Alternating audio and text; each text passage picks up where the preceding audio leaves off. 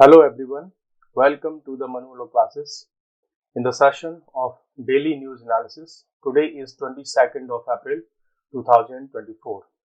You are watching with Naresh Sharma. So guys, first of all, we are going to test your knowledge or just to revise the previous day session. So just start with the question number 1 and try to answer the questions before I provide you the correct answer. The first question is asking about that you have to find out the correct statement among the following options.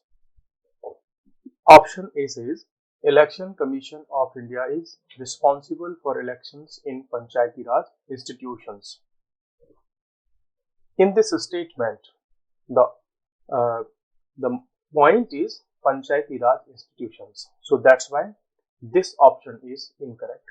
Because जो election commission of India है उसका पंचायती राज institutions के election से कोई connection नहीं है।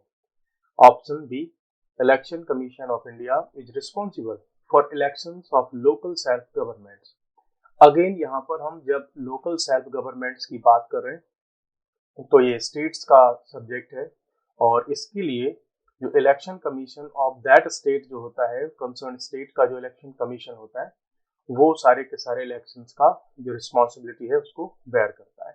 So in such case there is no connection of election commission of India for the election of local self governments.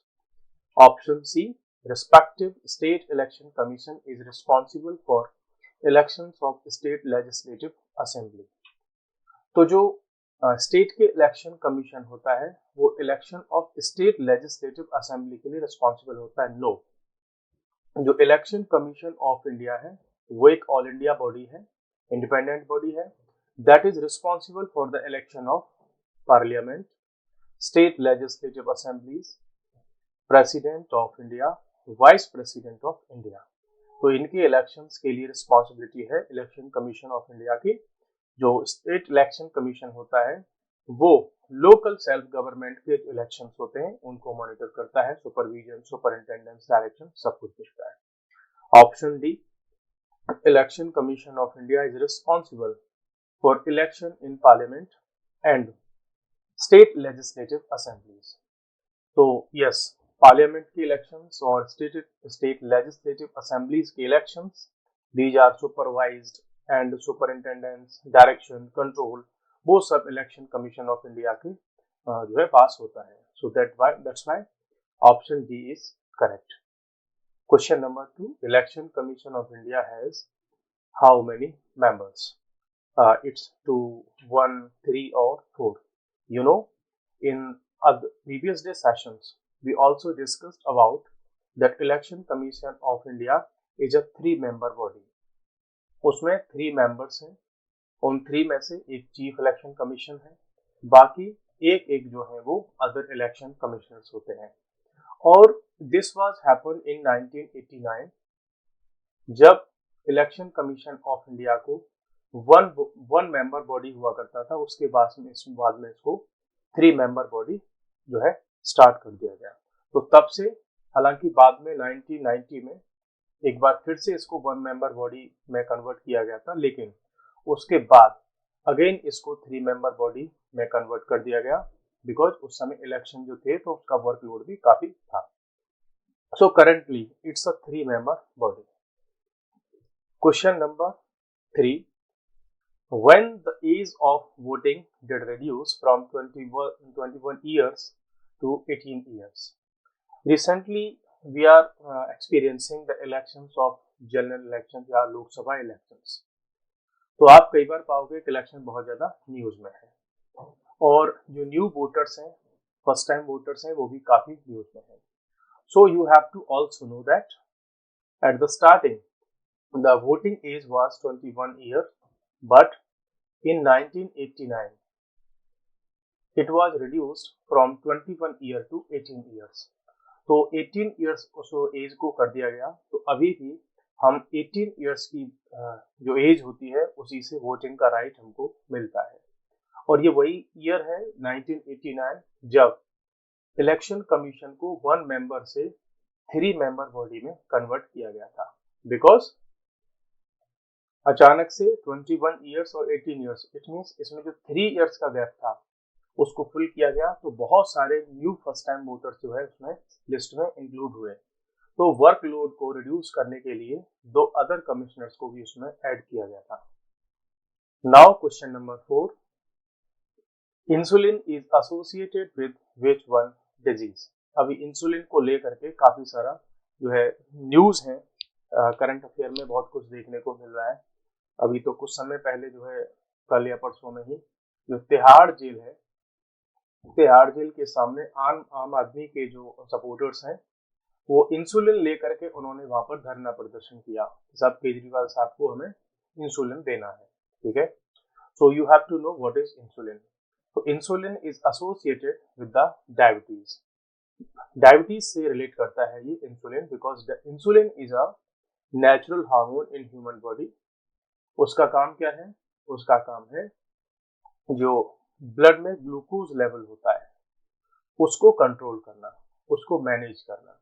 जब body में इंसुलिन बनना बंद हो जाता है या उसकी अमाउंट जो है वो रिड्यूस हो जाती है, मीन्स जितना बॉडी को रिक्वायरमेंट होती है, अगर उस लेवल पर इंसुलिन नहीं मिलता तो उसका रिजल्ट होता है डायबिटीज। सो इंसुलिन दिया जाता है डायबिटीज को कंट्रोल करने के लिए। बाकी डायरिया, एड्स, किडनी ये इंसुलिन से रिलेट नहीं करते, ठीक है। तो नेक्स्ट क्वेश्चन हम देखते हैं कि recently in which country the volcanic eruption was seen to cause emergency situation. अभी रिसेंट टाइम में हम बहुत सारा देख रहे हैं कि वोल्केनिक इरप्शन हुआ और उससे जो एयर स्पेस है या फ्लाइट्स की जो डायरेक्शंस हैं उनको भी चेंज किया गया। तो और एक इमरजेंसी सिचुएशन डेवलप हो गई उस कंट्री में, बहुत सारे थाउजेंड्स ऑफ पीपल को वहां से रेस्क्यू किया गया। So this is Indonesia, because अभी रिसेंटली इंडोनेशिया में हमने जो है देखा कि वहां पर वोल्केनिक इरप्शंस हो रहे हैं। Now question number 6, mount Marapi is an active volcano in which country. तो माउंट जो मरापी है वो किस कंट्री का एक एक्टिव वोल्केनो है, ठीक है। तो देखो माउंट मरापी जो है वो एक्चुअली में इंडोनेशिया का ही एक एक्टिव वोल्केनो है और इसमें फ्रीक्वेंटली जो ब्लास्ट है वो होते रहते हैं और दैट्स वाई ये काफी न्यूज में रहता है। बहुत सारे कॉम्पिटिटिव एग्जाम्स में माउंट मरापी या अदर जो एक्टिव वोल्केनोज होते हैं उनके बारे में क्वेश्चंस आते रहते हैं। Now question number 7, which type of soil is the result of volcanic eruption। Volcanic eruption का रिजल्ट कौन सी सॉइल के फॉर्म में हमको मिलता है? Black soil, sandy soil, loam soil या none of the above. Actually जो ब्लैक सॉइल होती है ये रिजल्ट होती है वोल्केनिक इरप्शन का, because due to the ejection of lava. जब लावा बाहर आता है तो एक्चुअल में ये क्या होता है, ये जलता हुआ मीन्स बर्निंग मटेरियल होता है।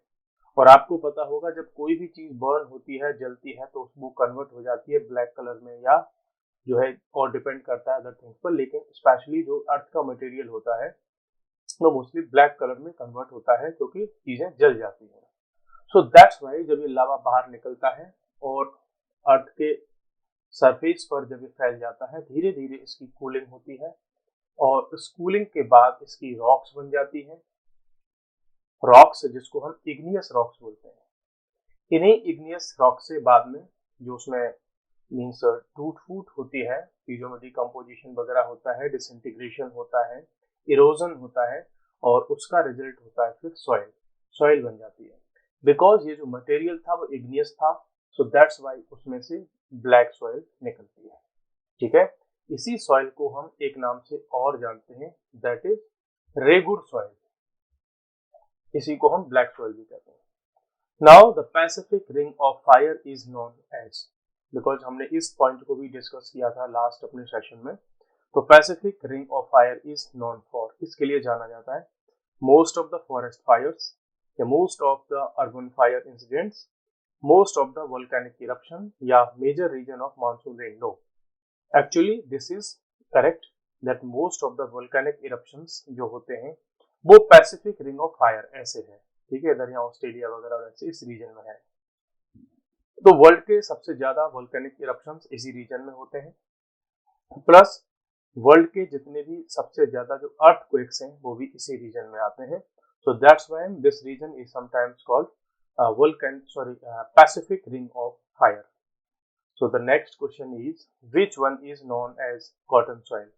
हम किस सॉइल को कॉटन सॉइल के नाम से जानते हैं? एक्चुअली जो रेगुलर सॉइल है या जो ब्लैक सॉइल है, इसी को हम कॉटन सॉइल के नाम से जानते हैं, जो कि इग्नियस रॉक्स जो होती हैं वो इसकी पैरेंटल रॉक्स होती हैं. नाउ दिस ब्लैक सॉइल और regular soil is known as cotton soil because world की जितनी भी कॉटन की एग्रीकल्चर होती है, क्रॉप्स होती हैं, उसके लिए सबसे ज्यादा सुटेबल रॉक जो सॉइल होती है दैट इज ब्लैक सॉइल. तो इसमें मीन सबसे ज्यादा जो एग्रीकल्चर होती है वो कॉटन की होती है. That's why this soil is also known as cotton soil. तो इंडिया में जब भी हम बात करते हैं कॉटन सॉइल के प्रोडक्शन की, तो हमको मिलते हैं गुजरात, महाराष्ट्र, ये वाले जो स्टेट्स हैं, यहाँ पर हमको ब्लैक सॉइल सफिशिएंट अमाउंट में मिलती है. That's why both of these states are leading states in the production of cotton और textiles. Now we are going to discuss today's important current affair. So just start from the first. The first one is आधारशिला. What is this? क्या है ये आधारशिला? देखो अभी national जो curriculum है अर्ली चाइल्ड केयर के लिए और एजुकेशन के लिए 2024 का, ये इसी का नाम है आधारशिला. मीन्स अभी जो अर्ली चाइल्डहुड केयर होती है 6 से 14 ईयर्स एज से, उससे पहले पहले की जो एज होती है, उसको हम आधारशिला कह रहे हैं. Means we are considering it as the basis. Aadharshila का मतलब होता है द मीन्स बेस स्टोन, ठीक है, फाउंडेशन स्टोन. तो फाउंडेशन स्टोन होता है बच्चे का जो अर्ली ईयर्स होती है, अर्ली डेवलपमेंट एज जो होती है, that is the means Aadharshila, the foundation stone of the development of the child in future. So it has been developed by launched by ministry of women and child development. इस आधारशिला नाम का जो national curriculum है उसको launch किया है ministry of women and child development ने, और it is on the lines of national education policy. You know कि नेशनल एजुकेशन पॉलिसी को 2020 में इंट्रोड्यूस किया गया था. It was to change the education system in India, और and the national curriculum framework भी उसी समय आया था. So now all over India there are various efforts which are being done to change the national education from the foundation stage to the higher education. तो ये उसके लिए है. तो अभी क्या हुआ है, for the first time ever the union government has released the curriculum advisable to be taught to the children 3 to 6 years के लिए. तो अभी देखो नॉर्मली क्या होता था अब तक कि छोटे जो बच्चे होते हैं 3 years to 6 years, उन बच्चों पर मोस्टली ये फोकस नहीं किया जाता था कि इनका जो डेवलपमेंट है बहुत ज्यादा उस समय पर एजुकेशन पर उस समय फोकस नहीं किया जाता. बट यू नो अर्ली जो 6 ईयर्स तक की एज होती है उसमें बच्चे का जो ब्रेन होता है सबसे ज्यादा उसी समय पर डेवलप होता है. लेकिन अगर इस एज को हम निग्लेक्ट कर देते हैं, अवॉइड मीन्स जो है इसको हम बहुत ज्यादा फोकस नहीं करते, एम्फेसिस इस पर नहीं देते, इन ईयर्स पर जिनको हम गोल्डन ईयर्स भी कह सकते हैं, अगर इन पर हम फोकस नहीं करते तो आने वाले टाइम में यही जो हमारी जनरेशन होती है उसका मीन्स प्रॉपर ब्रेन फंक्शन नहीं करता, उसका प्रॉपर ब्रेन का डेवलपमेंट नहीं होता. So that is the problem. तो अब उस प्रॉब्लम को सॉल्व करने के लिए ये आधारशिला जो फ्रेमवर्क है नेशनल एजुकेशन का जो करिकुलम है उसको लॉन्च किया गया है. It is to emphasise the pre school learning in 14 lakh anganwadi across the country.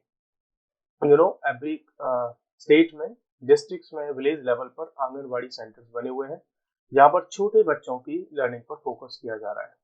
Actually you know जो रिच क्लास है उनके बच्चों के लिए there are so many opportunities and available things where the rich class can educate their children from the early childhood. But problem आती है उनके साथ में जो इंडिया का जो पुअर क्लास है, जो लोअर क्लास है, या जो हम कहें कि लेबर क्लास है, उनके बच्चों की, बिकॉज वो उतना पैसा प्ले स्कूल में पे करने के लिए अफोर्ड नहीं कर सकते. तो मोस्टली जो आंगनवाड़ी सेंटर्स हैं यहाँ पर बच्चों की फूड और उनका जो अर्ली चाइल्डहुड केयर होता है वो प्लस उनके लिए एजुकेशन, वो सब प्रोवाइड किया जाता है आंगनवाड़ी सेंटर्स में. Its objectives are to bridge functional literacy and numeracy gaps. इसका मेन फंक्शन, जो मेन ऑब्जेक्टिव उसका ये है कि जो बच्चे, सपोज करो बच्चा पढ़ रहा है 8th क्लास में, लेकिन उससे कहा जाए कि आप 3rd क्लास के बच्चे की बुक पढ़िए, आप 3rd क्लास में सेकंड जो 3rd क्लास है, क्लास 3, उसके बच्चे की आप बुक को रीड कर लीजिए, या जो 3rd स्टैंडर्ड के जो बुक्स होती हैं उनमें से आप बेसिक मैथ के क्वेश्चंस को आप सॉल्व कर दें, लेकिन बच्चे नहीं कर पाते। ऐसे गैप को, मीन्स बच्चा अगर नहीं पढ़ पा रहा है तो दैट इज लिटरेसी, और बेसिक मैथ्स को सॉल्व नहीं कर रहा है तो न्यूमेरेसी गैप्स होते हैं। सो इन गैप्स को कंप्लीट फुलफिल करने के लिए भी ये प्रोग्राम लॉन्च किया गया है। You know 85% of brain development जो होता है वो 6 इयर्स के पहले पहले के टाइम में होता है। सो बच्चों का जब भी डेवलपमेंट की बात आती है तो इस एज में बहुत केयर करनी होती है। It covers the physical motor, means physical development भी होता है, cognitive, language, literacy, social, emotional, cultural, aesthetic, as well all the kinds of positive habits. तो ये जो नया एजुकेशन फ्रेमवर्क है, इसमें क्या होगा, बच्चे की ऑल अराउंड डेवलपमेंट पे फोकस किया जाएगा कि भाई बच्चा फिजिकली कैसा है, ऐसा उतने वीक है, कहीं माल न्यूट्रिशन का जो है शिकार है, या उसको प्रॉपर डाइट है कि नहीं है, वो सब मीन्स ब्रेन की डेवलपमेंट पर फोकस, उसकी लैंग्वेज की जो स्किल्स होती है, बच्चा रीडिंग करे उसमें भी, सोशल और इमोशनल जो उसकी थिंग्स होती है, अटैचमेंट्स होते हैं, उनको भी लेकर के कि सोसाइटी में मीन्स जब बच्चों के साथ खेल रहे हैं तो वो जो छोटा बच्चा है वो कैसे रिएक्ट कर रहा है दूसरे बच्चे के साथ में सिचुएशंस में, और कल्चरल या एस्थेटिक चीजें भी होती हैं, उनको लेकर के भी उस पर फोकस किया जाएगा बच्चों की ऑल अराउंड डेवलपमेंट पे। It provides for a combination of activities. तो जब हमें ऑल अराउंड डेवलपमेंट बच्चे का करना है तो ऑल अराउंड डेवलपमेंट के लिए हमको indoor, outdoor, home, class, out, सब जगह की जो एक्टिविटीज है उनको इसमें इंक्लूड करना होगा। रोबस्ट असेसमेंट टूल्स, जब बच्चे का डेवलपमेंट की हम बात करें तो we should not only focus on the teaching, but we should also focus on assessment, that how to develop such tools which can assess a child with uh, a qualitative assessment। तो उस सब के लिए भी development पर focus है। Special focus इसमें दिव्यांग चिल्ड्रन पर भी होगा, जो बच्चे कई बार उनका ब्रेन बहुत ज्यादा डेवलप नहीं होता या फिजिकली डिसेबल्ड होते हैं, उन्हीं को हम यहाँ पे दिव्यांग चिल्ड्रन बोलते हैं। सपोज करो किसी के लेग में प्रॉब्लम है, किसी के हैंड में प्रॉब्लम है, ये जो बच्चे होते हैं इनका कई बार ये उस लाइफ में पीछे रह जाते हैं, वो बिहाइंड रह जाते हैं, और उनके डेवलपमेंट पर भी इसमें फोकस किया जाएगा। तो अभी देखो, अगर हम बात करें तो पहले हमारा जो एजुकेशन का सिस्टम होता था उसमें जितना कुछ भी डेवलपमेंट की बात होती थी तो हमारा जो एजुकेशन का सिस्टम था वो इस तरह से था कि सेकंड स्टेज हमारी होती थी 16 से 18 इयर्स की एज की, और ये होती थी हमारी 10 जो 6 से 16 इयर्स तक की, और इसमें हमारी स्टार्टिंग की 10 इयर्स का एजुकेशन होता था कि क्लास 1 से लेकर के क्लास 10 तक फर्स्ट स्टेज, और सेकंड स्टेज में होती थी 11th और 12th। ठीक है, दो पार्ट में इसको डिवाइड किया जाता है। लेकिन नाउ अब क्या है कि उसको मीन्स चेंज कर दिया गया है कि 9 से लेकर के 12th क्लास तक का बच्चा 4th स्टेज, थर्ड स्टेज में 6 से लेकर के 8th क्लास तक का बच्चा, एज हो गई उसकी 11 से 12, थर्ड जो है स्टेज में 3 से क्लास 3 से 5th तक, और एज हो गई उसकी 8 से 11। फिर जो सेकंड स्टेज की अगर हम बात करें तो फर्स्ट एंड सेकंड क्लास में बच्चा 6 से 8 तक। अब 3 इयर्स से लेकर के जो बच्चा आंगनवाड़ी सेंटर होते हैं, जिसको प्री स्कूलिंग बोलते हैं, बाल वाटिका का कॉन्सेप्ट उसमें चल रहा है, जिसको हम प्ले स्कूल वाला कॉन्सेप्ट कहते हैं, तो इसको भी बहुत अच्छे लेवल से इस बार अब एजुकेशन में इंक्लूड किया जा रहा है। That's why we are focusing on the early development of the children। तो वासुकी इंडिकस ये क्या है, अभी ये जो है न्यूज में रहा है, और अभी रिसेंटली क्या हुआ है कि जो Vasuki indicus, it's a snake, ये पहले एक स्नेक हुआ करता था, ठीक है, और उस स्नेक का ही हमको क्या मिला है, उसके कुछ हमको फॉसिल्स मिले हैं जो रिसर्चर्स हैं उनको। यू नो वासुकी क्या है, when we talk about the Vasuki, तो ये वासुकी एक्चुअल में है एक स्नेक, और इंडियन जो कल्चर है, रिलीजन है, उसमें कई बार हम लॉर्ड शिव, भगवान शिव के कनेक्शन में इसको वासुकी नाम का जो नाग है, सांप है, उसको कई बार हम सुनने को मिलता है। समटाइम्स हमको इसका नाम वहां पर भी सुनने को मिलता है जब हम समुद्र मंथन की बात करते हैं कि मीन्स समुद्र में मंथन किया गया तो उसमें वासुकी नाग को एज ए रस्सी की तरह ट्रीट किया गया था। तो अब हुआ क्या है कि जो रिसर्चर्स हैं आईआईटी रुड़की के जो साइंटिस्ट हैं, उन्होंने एक इस वासुकी जो सांप है, नाग है, उसके फॉसिल्स की डिस्कवरी की है और कहा है कि ये लार्जेस्ट स्नेक्स हुआ करता था वर्ल्ड में अब तक जो एग्जिस्ट करते थे अर्थ पर। ठीक है, तो यहाँ से ये सिद्ध हो जाता है कि कई बार देखो हम जो चीजें सुनते हैं अपनी सोसाइटी में, कल्चर में, कई बार हमको रिजेक्ट कर देते हैं डायरेक्टली कि नहीं ये तो माइथोलॉजी है या अंधविश्वास है। लेकिन अब इस वासुकी नाम का जो नाग है, इसके फॉसिल्स हमको मिले कहाँ पर, कच्छ, गुजरात में। ठीक है, और ये एक रेप्टाइल हुआ करता, दैट इज स्नेक था। वासुकी इंडिकस इसका साइंटिफिक नेम है और इसकी जो लेंथ हुआ करती थी वो होती थी 10 से 15 मीटर्स तक। अगर सोचो आप 15 मीटर का कोई स्नेक है तो इसको आप फीट में कन्वर्ट करके देखिए। फीट में कन्वर्ट करेंगे तो अराउंड ये 45 फीट का हो गया। 45 फीट का मतलब हो गया कि जो 4 स्टोरी बिल्डिंग होती है उससे भी लार्ज, उससे भी लंबा। ठीक है, तो ये वासुकी जो है इसके हमको फॉसिल्स मिले कच्छ, कहाँ पर है, गुजरात में। और ये माइथिकल स्नेक हुआ करता था, ये आपको अभी हम डिस्कस कर ही चुके हैं। The another important point is that कि ये स्नेक कब था अर्थ पर, तो अराउंड 47 मिलियन ईयर्स अगो ये अर्थ पर होता था। और तब था क्या, मिडिल इयोसीन। इयोसीन क्या है, एक एरा है जब हम हिस्ट्री में पढ़ते हैं इसको। तो ड्यूरिंग मिडिल इयोसीन की अगर हम बात करें तो अफ्रीका, इंडिया और south America, these three were the single continent. Means Africa, India और साउथ अमेरिका, ये तीनों के तीनों एक ही कॉन्टिनेंट हुआ करते थे, एक ही पार्ट हुआ करते थे। बाद में इसमें डिवीजन हुआ और ये सारे के सारे सेपरेट हो गए। तो ये रहा आपका, जैसे आज हम देखते हैं मूवीज में, देखते हैं हॉलीवुड की मूवीज में, जिसमें एनाकोंडा को हमको बार बार दिखाया जाता है।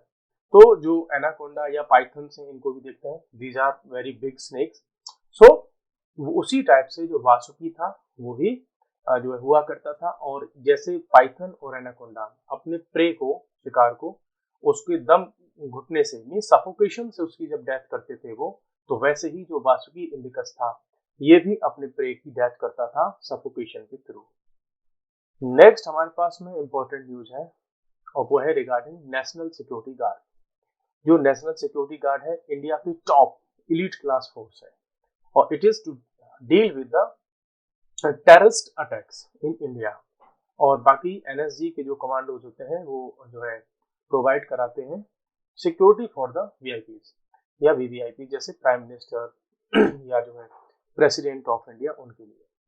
तो ये जो अभी एक पर्सन है और इनका अपॉइंटमेंट हुआ है as the director general of NSG. ये जो पर्सन है इनका नाम है Nalin Prabhat. The name is Nalin Prabhat और he has been the additional director general of CRPF. ये सीआरपीएफ के अब तक एडिशनल डायरेक्टर जनरल थे, अब इनको अपॉइंट कर दिया गया as a director general of NSG. So here you should also have some points regarding NSG because यहाँ से कई बार क्वेश्चंस आए हैं। तो NSG इसको 1986 में एस्टेब्लिश किया गया था। इसका जुरिस्डिक्शन है मिनिस्ट्री ऑफ होम अफेयर्स। इसका जब हमने स्टार्टिंग किया, एस्टेब्लिशमेंट किया, तो उसका रीजन था कि ऑपरेशन ब्लू स्टार जो 1984 में हुआ था, जो टेररिस्ट एक्टिविटीज खालिस्तानीज वगैरह थे उनके अगेंस्ट में फाइट करने के लिए एक ऑपरेशन ब्लू स्टार था, जिसमें अमृतसर, गोल्डन टेम्पल वगैरह उन सारे एरियाज के उसमें ऑपरेशन ये हुआ था। तो जब टेररिस्ट एक्टिविटी इस तरीके की हुई तो गवर्नमेंट को लगा कि there should be an specialised force to deal with the terrorist activities in the country. इसके जो ऑपरेशंस हैं, जो इसके सोल्जर्स हैं, इसके मेंबर्स हैं, वो means central arm police forces हैं उससे भी आते हैं, आर्मी से, नेवी, एयरफोर्स वहां से भी आते हैं और स्टेट पुलिस फोर्सेस से भी आते हैं। सेंट्रल आर्म पुलिस फोर्सेस की if we talk, then these are CRPF, BSF, CISF या असम राइफल्स या SSB या ITBP। इन सारी की सारी फोर्सेस से इसमें क्या आते हैं, इसके मेंबर्स आते हैं, ऑफिसर्स आते हैं। वैसे ही स्टेट की जो पुलिस होती है वहां से भी आते हैं। ऑफन रिकॉग्नाइज्ड बाय देयर डिस्टिंक्टिंग, इनको कई बार इनका नाम है ब्लैक कैट्स भी इनको कहा जाता है, ब्लैक कैट कमांडो, बिकॉज ये ब्लैक ड्रेस इनकी होती है, यूनिफॉर्म होती है और इनका जो लोगो होता है, इंसिग्निया होता है, उसमें ब्लैक कैट भी बनी हुई है। कई बार एनएसजी का मोटो पूछ लिया गया है एग्जाम्स में, तो इट्स मोटो इज स्वतंत्र, सर्वोत्तम और सुरक्षा। ठीक है, सॉरी, सर्वत्र सर्वोत्तम सुरक्षा means everywhere the best security. ये इसका क्या है, मोटो है, और यही इसका कमिटमेंट है। नाउ नेशनल कैडेट कॉर्प्स, ये भी अभी न्यूज में है, क्यों, आइए हम देख लेते हैं। इसका देखो मोटो कई बार पूछ लिया गया है एग्जाम्स में कि what is the motto of NCC. Its motto is एकता और अनुशासन मींस यूनिटी एंड डिसिप्लिन, ये इसका मोटो है। क्यों न्यूज में है ये, जो मिनिस्ट्री ऑफ डिफेंस है वो अपनी एक स्ट्रेटेजी के थ्रू काम कर रहे हैं कि करंटली अभी एनसीसी में टोटल 17 लाख स्टूडेंट्स होते हैं, वॉलंटियर्स होते हैं, उसको हम लेकर के जाएंगे 27 लाख तक आने वाले नेक्स्ट डिकेड में। ठीक है, और अब अगर हम बात करें तो this initiative aims to extend the presence of the tri service organisation. Tri service means यहाँ पर एयरफोर्स, नेवी और इंडियन आर्मी, इनमें जो करियर है बच्चों का, उनके ऑर्गेनाइजेशन में उनके लिए जो सप्लाई है, एक डिसिप्लिन युवा की जो डिमांड होती है, उसको यहाँ से फुलफिल किया जा सकता है। ठीक है, तो इंडिया के जितने एजुकेशनल इंस्टीट्यूशंस हैं उनमें जो है इंट्रोड्यूस किया जाएगा, जहां पर नहीं है वहां पर एनसीसी को इंट्रोड्यूस किया जाएगा। Established under the national cadet corps 1948, NCC को उस समय एस्टैब्लिश किया गया था, इसके लिए एक एक्ट था, national cadet corps act of 1948। और the NCC is in India has its roots in the university corps. Actually 1917 में जब ब्रिटिश रूल था, so that time there was a corps that was known as university corps। उस समय इसका जो purpose था वो था कि आप देख रहे होंगे 1917 वो टाइम चल रहा है जब फर्स्ट वर्ल्ड वार जो है चल रहा था। 1914 से 1919 तक फर्स्ट वर्ल्ड वार रहा। तो जो ब्रिटिश गवर्नमेंट थी उसको चाहिए थे सोल्जर्स, तो सोल्जर्स की डिमांड को फुलफिल करने के लिए the government of the Britain introduce the concept of university corps. तो यूनिवर्सिटी लेवल पर जो स्टूडेंट्स पढ़ते थे उनको मिलिट्री ट्रेनिंग दी जाती थी उस समय पर, जिससे कि जरूरत पड़ने पर उनको मिलिट्री में यूज किया जा सके।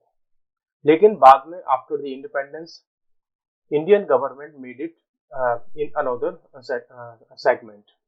सो अभी क्या होता है कि serving as the youth wing of the arm forces की, ये यूथ विंग की तरह वर्क करता है।